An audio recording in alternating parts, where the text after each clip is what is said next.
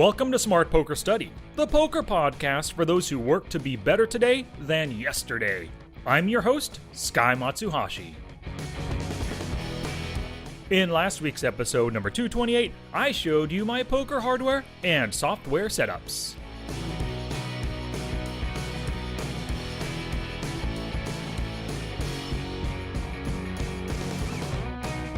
It's poker study time, y'all. Thank you so much for sharing the show with your poker friends.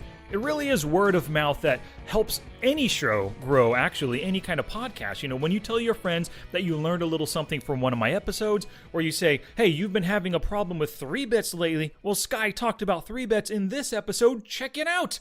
Your friends are going to listen to you, so I really do appreciate you spreading the word that way. And speaking of appreciation, I appreciate my latest Patreon insider. His name is John Silver.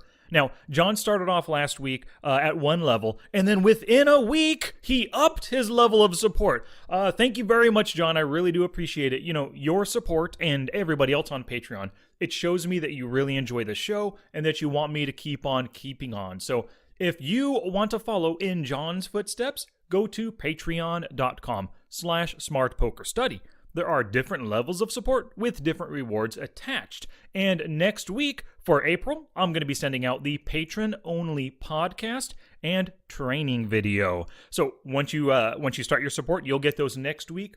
Plus, you'll get the the archive of all the patron-only content, about 33 podcasts and 32 videos, if I am not mistaken. So once again, start your support at patreon.com/smartpokerstudy. Alrighty, this is the first episode of the month of poker books. So let me tell you the structure of these poker book episodes. First, I'm going to give you my review of the book. And today's book is Waiting for Straighters by Tommy Angelo.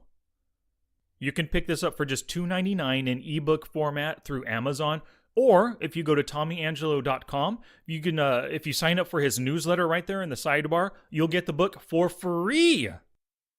So when I give you my review for Waiting for Straighters, I'll discuss what I enjoyed about the book and some of the most important strategies that the book teaches. Next, I'm going to give you 3 action steps that I took away from the book. Now, most books don't tell you how to practice the strategies that they teach, but I think this is the part of coaching that I excel at. You've heard me give podcast challenges in the past, every single episode just about, and if you've seen my books, you know in every chapter I give you multiple play with purpose and study with purpose actions to take, especially in pre-flop online poker. I loaded that one up with on and off the felt actions to take to improve your game with at least 4 in every single chapter. So as I read Waiting for Straighters, I came up with 9 different play with purpose and study with purpose actions to take. But in the podcast, I'm only going to give you 3 of them. But for those who want to get the most out of Waiting for Straighters, all 9 action steps are in the show notes page. And speaking of the show notes page, go to www.smartpokerstudy.com/pod230. You're going to find screenshots and links to everything I discussed there today, as well as the 6 additional action steps. Okay, let's get to Tommy Angelo's book, Waiting for Straighters. I really enjoyed this one. Tommy Angelo, he's all about making poker as painless as possible, which translates into putting yourself in more profitable situations and avoiding anger and tilt that comes with reckless and unthinking play. So let's get to it. Gambate! I wrote a song about it, like the kid he'd go. I play guitar, but that is a guitar. I thoroughly enjoyed this book. It's a pretty quick read, so you might think to yourself, man, I'll learn 1 or 2 things from this book. But as long as you're paying attention, taking some notes, and thinking of ways to apply Tommy's teachings to your game, you're going to find multiple ways to use this book to improve your game on and off the felt. The tone of this book is perfect for my learning style. It's like he's a knowledgeable poker coach speaking directly to me, one of his students. And I like it when he speaks in the book about how he came up with some of the ideas, how they evolved over time, and how they came from points of pain in his poker play. The strategies he teaches come from his desire to simplify poker for himself and for his students, and the desire to lessen the pain that comes from poor poker decisions. Now, there are 3 parts to this book. Part 1 is called Discovery. This is all about how he came up with the idea for straighters. A straighter in No Limit Hold'em is a hand that can flop a straight. So this means it has 3 or fewer gaps. For example, Ace 10 is a straighter, whereas Ace 9 is not. And in No Limit Hold'em, straighters are so much more valuable than non-straighters. He also discusses a straighter in PLO. Now, a straighter here is an unpaired, aceless hand with no more than 2 gaps. So an example of a straighter in PLO is Jack 9 8 6, but not Jack 9 8 3. That's a non-straighter, with that 3 as a dangler, he calls it. So he also goes into stories about how for years he would play straighters and fold non-straighters, but never realized he was doing this. You know, it's interesting when some kind of truth comes to light as you're playing or studying or just thinking about poker. And I liked how he realized that there are times when you can play Ace 10 but not Ace 9. But there are never times when you can play Ace 9 but not Ace 8. Both of those are non-straighters. So he asked himself why, and he reasoned that the answer is probably due to the straight potential that straighters have. Part 2 of the book is called Application. In this one, he explains the importance of playing with straighters and ditching every non-straighter hand. He also dives into a great explanation about the importance of position and acting last in every hand that you play. If you don't understand how important it is to play in position post-flop, this part will open up your eyes to what you've been doing wrong all this time. Part 3 of the book is called Waiting for Straighters to Tame Tilt, Plug Leaks, and Reduce Fear of Self. So he discusses in this part how playing a Waiting for Straighters style of poker, it just makes poker easier. It reduces the pain that comes from playing out of position and with crappy cards. This helps to reduce the fear and anger in poker, which also means that you experience less tilt and you actually plug some leaks due to your better pre-flop hand choices. Tommy explains that with Waiting for Straighter poker, you are lopping off your C game because you're folding hands that don't play well and you're last to act more often. This goes to my whole idea of putting yourself in more bread and butter situations, and that's actually an idea that I first learned from Tommy Angelo's other book, Elements of Poker. And if you haven't read that, I highly recommend that one as well. And finally, I really like how he ended the book with an unspoken challenge to the reader. Here's what he said word for word. Waiting for Straighters isn't about making straights. It's about winning more big pots than you lose. It's about acting last more often than they do. It's about maintaining power over the people and control over yourself. Waiting for Straighters is not a strategy. It's an experiment. Will it yield positive results? There's only one way to find out. Alright, so I want to get to some of my favorite strategies from the book. I'm just going to talk about 3 of them, one from each part. So part 1, in this section, he introduced his universal starting hand chart. And if you go to the show notes page, there is a link to this chart that actually it goes directly to Tommy Angelo's website. Now, the chart has 6 columns, and each column is a pre-flop action that you commonly face. So from left to right, the columns are no one in, 1 caller, 2 callers, 3 callers, 1 raiser, and 2 raisers.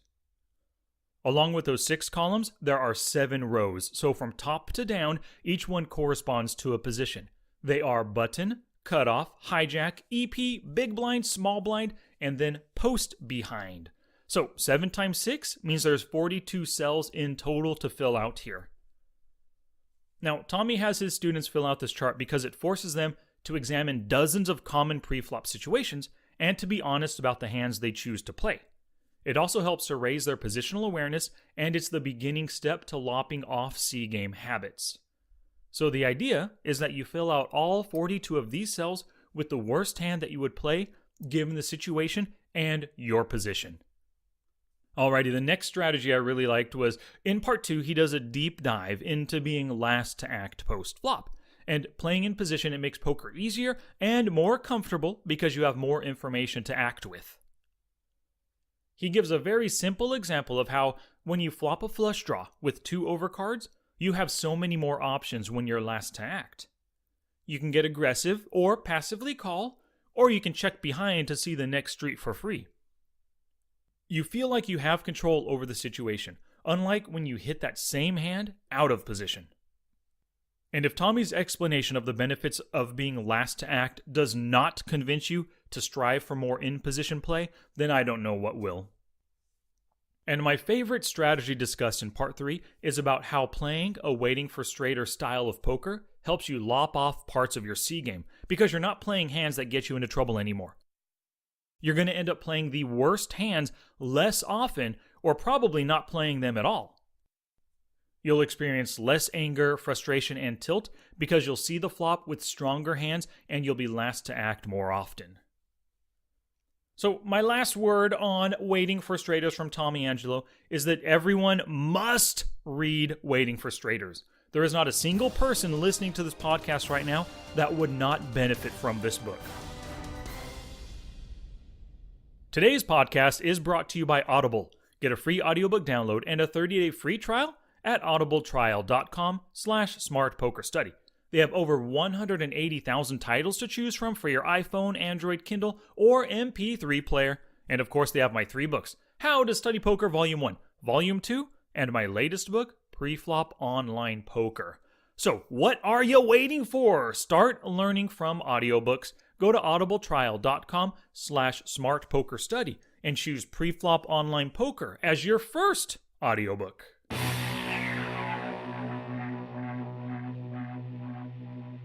And a few shout-outs today. Chris Baltzer and Jason Stone both purchased Poker Tracker 4. This is the #1 poker tracking software that I recommend for any online player who uses or who plays at a site that allows poker tracking software. This is the best top-notch program. All you have to do to follow in Chris's and Jason's footsteps is to go to smartpokerstudy.com/pokertracker4. That's one word with the number 4 at the end right there. Once you choose which level of Poker Tracker 4 you want, make the purchase and then send me your purchase receipt. When you do that, I will respond to you with a copy of my Smart HUD for Poker Tracker 4. So thank you very much, Chris and Jason, for that support. And of course, speaking of the Smart HUD, Rehards DeBellis and Kim both purchased the Smart HUD for Poker Tracker 4 directly from me. They already had the program, so they know the benefits of utilizing Poker Tracker 4. They just didn't have the best HUD possible yet. Well, now they do with my Smart HUD. They just went to smartpokerstudy.com/smarthud to make that purchase. And when they did, I sent them another email containing a lot of video links to Smart HUD videos and Poker Tracker 4 videos to help them get the most out of those 2 items. And finally, some webinar purchases. Andy Bannister picked up Getting the Most from Poker Tracker 4. Wow, we're talking lots of Poker Tracker today for sure. Lots of people use it. I highly recommend it. So Andy got Getting the Most from Poker Tracker 4. He's using that webinar to learn all of the different aspects or all the different benefits of Poker Tracker 4 and how to use the various aspects of it. So thank you very much, Andy. And if you want that webinar as well, just go to the show notes page. The link is right there. And lastly, Effective HUD Use Webinar was purchased by, again, John Silver, the latest insider, along with Micah Dwecker, Adrian Anderson, and Oysten Solly. Thank you very much, you four, for purchasing that latest webinar of mine. If you want that webinar for yourself, if you want to learn how to get the most out of your HUD, just go to the show notes page and click that link there. Or go to smartpokerstudy.com/HUD webinar. Alrighty, back to class, poker people. So it's time for me to share with you 3 of my 9 action steps from Waiting for Straighters. Now, this first one, I got this action idea from the very beginning of the book when he was training somebody named Earl. He was training him to examine the cards that he plays. So here it is. It's a study with purpose action, and it's called Fill Out the Universal Starting Hand Chart. Now, in the show notes page, there is a link to download that directly from Tommy Angelo's site. So make sure you download it, print it, and get the instructions as well. Here's the action step. Go box by box and fill out the worst hand that you would play in each position, given the action you're facing. You need to take your time and think critically about each situation before you enter your hands. Ask yourself, what's the worst hand I would play here? Then enter your answer by hand category. For example, you might write ace 10 if that's the worst ace, pocket 7s if that's the worst pocket pair, and 10-9 suited if that's the worst suited connector, and so on. Once you fill out the chart, what kind of patterns can you spot from this? Does the straighter line, which is the gap between 3-gap hands and 4-gap hands, does that appear in your boxes? Alrighty, here's the next action step. It's a play with purpose, and I got this idea from the section called Waiting for Straighters and Being Last to Act within Part 2. And this is where he's discussing his approach to No Limit Hold'em and PLO. Here's the action step. In your next 5 play sessions, strive to be last to act as much as possible. Do not play any non-straighter hands. Limit the hands that you call with out of the blinds, and also tighten up your EP and MP open raising ranges. Choose to fold all non-straighter hands and play a tighter, waiting for straighter style of poker. Review your universal starting hand chart and determine which hands you must remove to begin lopping off your C game and to put yourself in more profitable situations. Alrighty, and the third and final action step is a play with purpose, and I got this idea from the very end of the book when he mentions that following the straighter line is the difference between positive EV and negative EV poker. Here's the action step. Over your next 10,000 hands, choose to play a strictly waiting for straighter style of poker. Stay tight in the earliest positions and in the blinds. Work to lop off those C game hands. Gauge how well this works out for you. Are you getting angry and tilting less often? Does poker seem a bit easier, and are you less frustrated at the tables? You're going to see the flop less often with poor cards and without position. And this should be a good thing, because it will make poker much easier and profitable for you. Challenge! Here's my challenge to you for this episode. Choose one of the 3 action steps I gave you today and take action with it. If you find it helpful to your game, pick up Tommy Angelo's book, Waiting for Straighters. Read it, then do the other 8 action steps that you can find in the show notes page. Now it's your turn to pull the trigger and do something positive for your poker game. You better wake up. The world you live in is just a sugar-coated topping. There is another world beneath it, the real world. And if you want to survive it, you better learn to pull the trigger. This episode isn't complete until you head to the show notes page at smartpokerstudy.com/pod230. You'll find screenshots and links to everything discussed today, and you'll see all 9 action steps that I took from Waiting for Straighters.